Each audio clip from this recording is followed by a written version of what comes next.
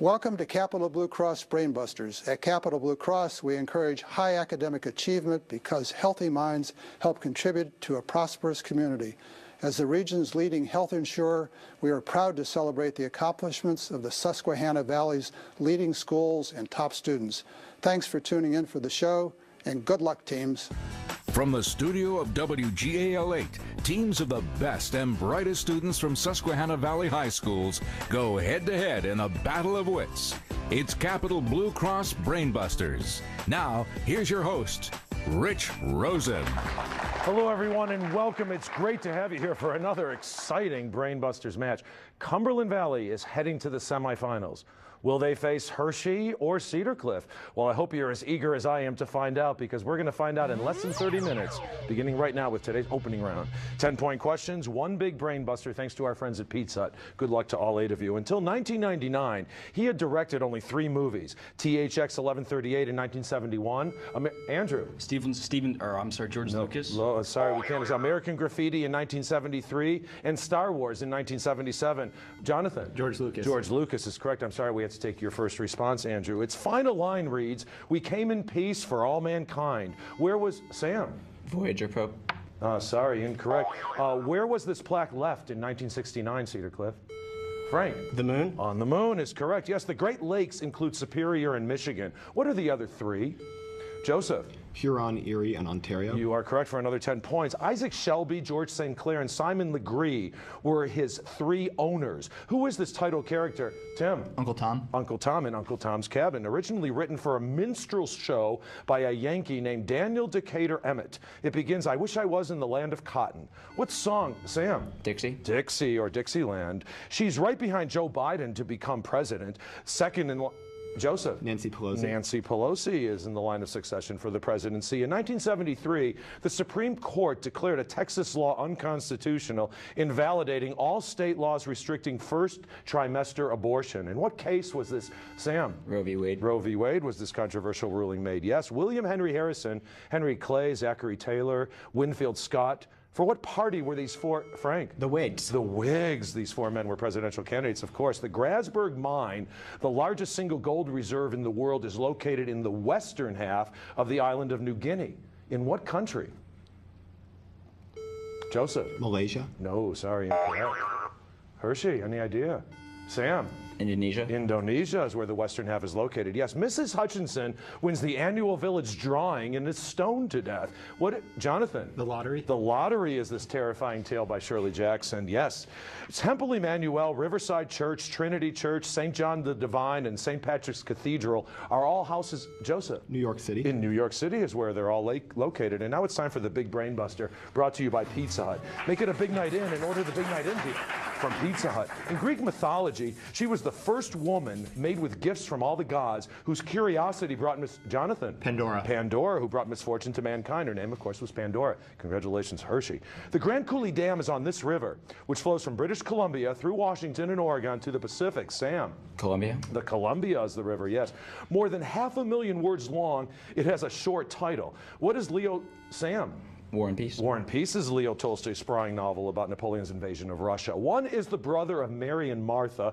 The other is a beggar who eats the crumbs. Joseph? Lazarus. Lazarus from the rich man's table, yes. These tiny disc-shaped bodies in the blood repair small blood vessels and promote coagulation. Sam? Platelets. Platelets is correct. This 1759 novel satirizes the idea that everything that happens is for the best in this best of all possible worlds. Jonathan? Candide. Candide is this novel by Voltaire, yes. They include xenon, radon, neon, and argon. Andrew? Noble gases. Noble gases is correct. It is officially the Cathedral Church of St. Peter and St. Paul and is the 2nd largest church in the United States. By what name is this cathedral in Washington, D.C. better known? Of course, it's the National Cathedral. Well, that sound takes us to the end of the round and to our first break of this very exciting game. I promise you, we've got some really interesting quizzes coming up for you to watch, so don't go away. They'll be back when we return. Hello, my name is Richard Miller. I'm the band director at Hershey High School and the music department chairperson for the Derry Township School District. The music department of the Derry Township School District has been recognized 3 times in the last 6 years as one of the best 100 communities in America for music education. This year, the school district placed nearly 175 students in honors ensembles at every level, ranging from Dauphin County to all-state, all-eastern, and national level bands, choirs, and orchestras. This May, Hershey High School ensembles will present the world premieres of 2 commissioned works from nationally known composers. Go Trojans! Thank you, Mr. Miller, and thank you for staying with us. What's turning out to be a very intense and exciting game between Hershey and Cedar Cliff. But before we continue, we want you to meet some other very important people that comprise these teams. First, at Hershey, we're going to say hello to Neil Abkauer. You're one of the team's alternates, and you're a senior, and you have embraced what seems to be an important part of today's society, volunteerism. In what capacity? Yes, this summer, me and my friend Alex and Alex's mom went down to Mobile, Alabama to help with the Katrina cleanup with Habitat for Humanity. We helped build a couple houses down there.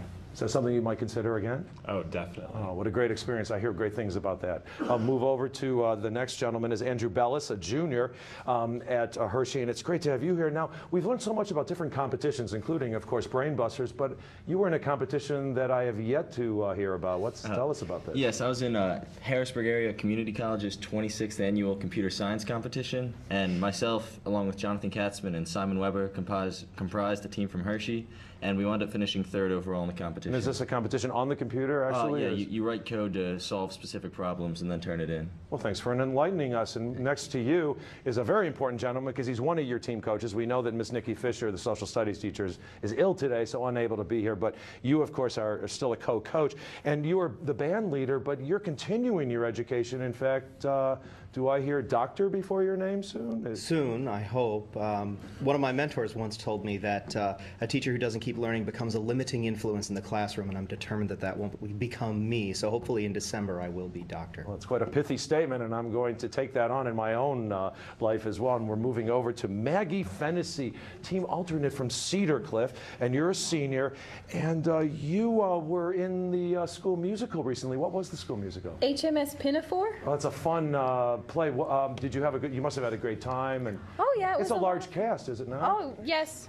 Yeah. So this is your last opportunity on stage at Cedar Cliff, huh? Well, there's the spring play, but this is my last musical. All right. Well, it's nice to have you here, Maggie Fennessy. And next to you is Miss Audrey Plazio. You're a biology teacher, but just like Mr. Miller said, it's good to take on new challenges and new things. And you taught a new course this year? I did. I taught an ecology course called Bio2 Populations. It was a lot of fun. And the kids did well? The kids did very well, and we participated in World Water Monitoring Day and found that the yellow breeches is just fine. Oh, fantastic. Well, thanks for sharing with us, Mrs. Plazio, and thanks for bringing such a great team to Studio A. Let's put these teams back to work with today's one-on-one rapid fire. Ian is our first player, Ian Memme, a junior from Hershey, and it's great to have you here. And you're involved with EMT training, so are you out in the field? No, not currently, although I'm applying for an internship position with the local EMS service. I completed the certification during last summer, and it encompasses 140 hours of classroom and practical training, followed by a series of examinations. So you're a quick thinker, obviously. You think on the spot. Hopefully. All right. Well, thanks for coming here, and thanks for hopefully saving some people's lives. Frank Garvey, a senior from Cedar Cliff, and nice to have you back. And you went to an interesting camp, a debate camp? I went to the Patriot Classic Debate Institute at George Mason University over the summer. And at debate camp, what do you obviously debate? Well, we conducted research on this year's topic, which was alternative energy. We also discussed strategy, formulating arguments, etc., things such as that. Well, you articulate very well. I'm sure you did well. Let's hope you can articulate some responses. As I put Frank and Ian one-on-one. Only 2 books are said to have sold more than 1 billion copies. One is the Bible. The other contains the quotations of this man, chairman of the Communist Party of China from 1945 to 1946. Frank. Mao Zedong. Mao Zedong is absolutely correct. If you're reading a piece of music, it looks something like the pound sign on a numeric keypad. What symbol raises a musical note half a step? Frank again. Sharp. The sharp, yes. And finally, his name is Willie Loman. According to the title of Arthur Miller's play, what does he do for a living, Frank? He's a salesman. He's a salesman. Of course, the play is Death of a Salesman. Nice job, Frank. You really helped take your team, in fact, ahead to 110, 100 to 110 as we